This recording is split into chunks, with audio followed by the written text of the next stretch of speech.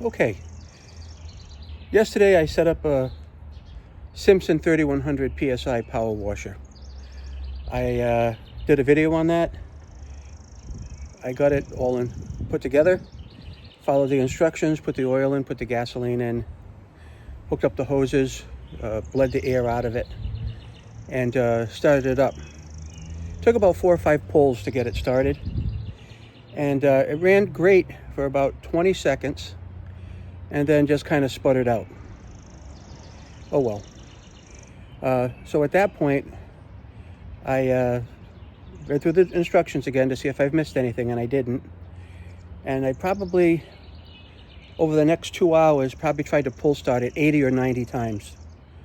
I even took out the spark plug. It was all fouled up with gas. There was a strong smell of gas over the whole unit.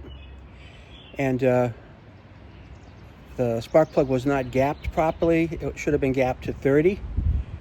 And it was gapped to like 7. So I cleaned out the spark plug with brake clean, cleaned it, dried it, waited a while. I put it back in the machine, pull.